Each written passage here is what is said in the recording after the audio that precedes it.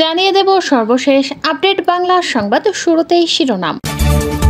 বাংলাদেশের রাজনীতিকে নিয়ে ভারত, চীন ও জাপানের কুচক্রান্ত। এরপর থাকছে যে কারণে গ্রেফতার হতে পারে হাসিনা পুত্র জয়। সবশেষে দেখবেন আমেরিকার লাল কার্ড, হাসিনার পতন নিশ্চিত, পালনোর গোপন তথ্য ফাঁস। এতক্ষণ শুনছিলেন সংবাদ শিরোনাম, এখন থাকছে বিস্তারিত। প্রধানমন্ত্রী শেখ হাসিনার ভারত সফর, বিশেষ করে ভারতকে রেল ট্রানজিট দেওয়ার বিষয়টিকে বড় ধরনের রাজনৈতিক ইস্যুতে পরিণত করতে চাইছে বিরোধী বিএনপি সহ সমমনা দলগুলো। এসব দলের নেতারা মনে করছেন সামনের দিনগুলোতে এটি হবে সবচেয়ে গুরুত্বপূর্ণ রাজনৈতিক ইস্যু। সরকার এভাবে সবকিছু ভারতের হাতে তুলে দিতে পারে না। আমরা সবার সাথে যোগাযোগ করছি, জনগণকে সাথে নিয়ে আমরা এর বিরুদ্ধে সোচ্চার হব, বিবিসি বাংলাকে বলছিলেন বিএনপির মহাসচিব মির্জা ফখরুল ইসলাম আলমগীর। এদিকে রেল ট্রানজিট ইস্যুতে সামাজিক মাধ্যমে তীব্র সমালোচনা দেখা যাচ্ছে সরকারের বিরুদ্ধে। যদিও আওয়ামী লীগ বলছে এগুলো বিরোধীদের পলিটিক্যাল প্রোপাগান্ডা, যার সাথে সাধারণ মানুষের সম্পৃক্ততা নেই। ভারতের সাথে স্বাক্ষরিত সমঝোতা স্মারক বাস্তবায়ন হলে বাংলাদেশের ভূখণ্ড ব্যবহার করে রেলযোগে দেশের এক অংশ থেকে আরেক অংশে সরাসরি নিজেদের পণ্য পরিবহনের সুবিধা পাবে ভারত, যা দীর্ঘদিন ধরেই দেশটি চেয়ে আসছিল বলে প্রচার আছে। বিএনপি ও সমমনা দলগুলোর নেতাদের সাথে কথা বলে যে ধারণা পাওয়া গেছে তা হলো, তারা মনে করেন ভারতকে রেল ট্রানজিট দেওয়ার খবরে সারা দেশে তীব্র প্রতিক্রিয়া তৈরি হয়েছে। বিশেষ করে সামাজিক মাধ্যম সহ বিভিন্ন মাধ্যমে তীব্র সমালোচনার প্রেক্ষাপটে এটি আগামী দিনের বড় রাজনৈতিক ইস্যু হবে বলে তাদের ধারণা। বিএনপির জাতীয় স্থায়ী কমিটির সভাতেও বিষয়টি নিয়ে বিস্তারিত আলোচনা হয়েছে। বিএনপি মহাসচিব মির্জা ফখরুল ইসলাম আলমগীর বলেছেন, ভারত এ যাবৎকাল ধরে যা যা চাইছিল তার সবই সরকার দিয়ে দিয়েছে। দর কষাকষির জন্য যে দু একটি টুলস হাতে রাখতে হয় সেটি পর্যন্ত রাখেনি, অথচ এসবের বিনিময়ে বাংলাদেশ কিছুই পায়নি, বরং পানীয় সীমান্ত হত্যার মতো বিষয়গুলো আলোচনাতেই নেই। দেশের প্রতিটি মানুষ ক্ষুব্ধ, আমরা সব দলের সঙ্গে কথা বলছি, এর বিরুদ্ধে জনগণকে নিয়ে সোচ্চার হব। তিনি বলেন, প্রতি বছরের জানুয়ারির সংসদ নির্বাচনে ভারতের ভূমিকা নিয়ে ক্ষোভ আছে বিএনপি সহ বিরোধী দলগুলোর। তারা মনে করেন ভারতের ভূমিকার কারণেই বিরোধী দলগুলোর বর্জন সত্ত্বেও নির্বাচন করতে সক্ষম হয়েছে শেখ হাসিনার নেতৃত্বাধীন সরকার। এখন রেল ট্রানজিট ইস্যুতেও বিএনপি ও সমমনা দলগুলো তীব্র সমালোচনা করছে। বিপ্লবী ওয়ার্কার্স পার্টির সাধারণ সম্পাদক সাইফুল হক বিবিসি বাংলাকে বলেছেন যে তিনি মনে করেন এটি হবে আগামী দিনের বড় রাজনৈতিক ইস্যু এবং এর বিরুদ্ধে মানুষ রাস্তায় নেমে আসবে। ক্ষমতার দাপট দেখিয়ে সরকারি পাসপোর্ট না নিয়ে সাধারণ পাসপোর্ট নিয়েছিলেন পুলিশের সাবেক আইজিপি বেনজির আহমেদ। ওই পাসপোর্ট নবায়ন করার সময় তা আটকে দিয়েছিলেন পাসপোর্ট অধিদপ্তরের কর্মকর্তারা, কিন্তু ক্ষমতা দেখিয়ে তিনি তা ছাড় করান। কিভাবে একজন সরকারি কর্মকর্তার দায়িত্বে থাকা অবস্থায় সাধারণ পাসপোর্ট পেলেন, এ নিয়ে জেরার মুখে পড়েছেন পাসপোর্ট অধিদপ্তরের কর্মকর্তারা।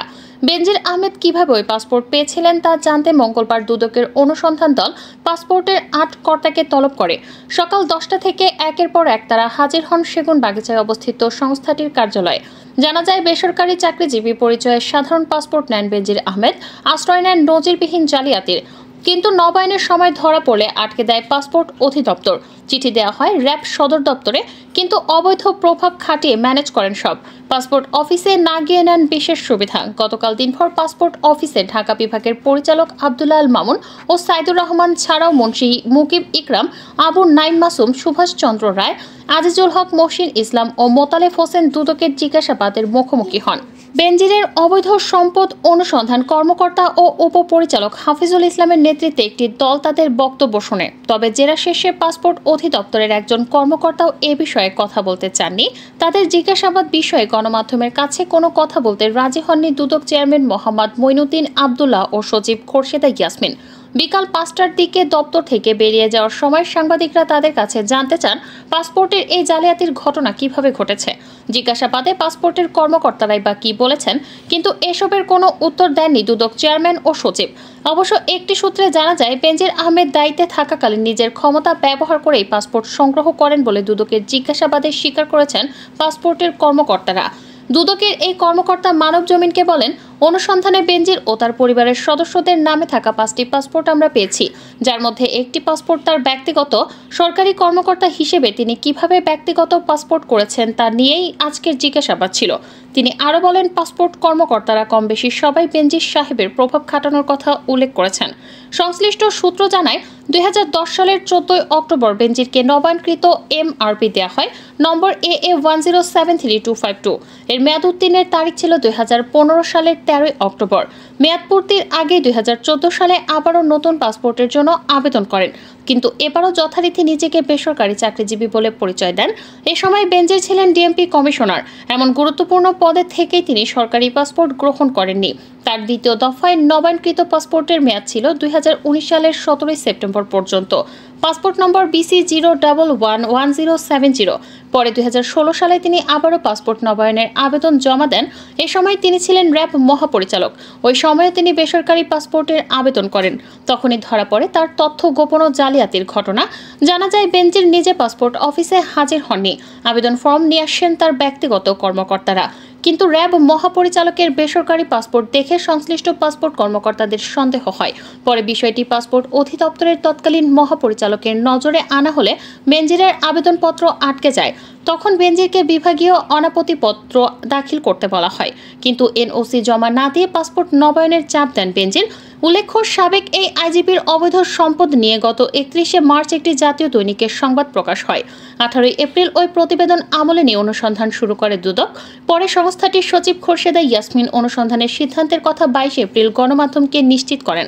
গত 23 মে আদালতের আদেশে সাবেক আইজিপি বেনজির আহমেদের 83টি দলিলের সম্পত্তি ও 33টি ব্যাংক হিসাব জব্দের নির্দেশ দেন আদালত। অন্যদিকে গত 26 মে আদালত বেনজির ও তার পরিবারের সদস্যদের নামের 119টি জমির দলিল, 23টি কোম্পানির শেয়ার ও গুলশানে 4টি ফ্ল্যাট জব্দের আদেশ দেন। সব মিলিয়ে 627 বিঘা জমি ক্রয় করা হয়েছে। এরই মধ্যে 2 দফা দুদকের পক্ষ থেকে তলব করা হয়েছে বেনজির আহমেদ ও তার পরিবারের সদস্যদের, কিন্তু এখন পর্যন্ত তারা কোনোবারই হাজির হননি। বরং এই দুদক চেয়ারম্যান মইনুদ্দিন আবদুল্লাহ বারবার একটি চিঠিতে অব্যাহতি চেয়ে আবেদন করেছেন বলে জানিয়েছেন দুদকের একটি সূত্র।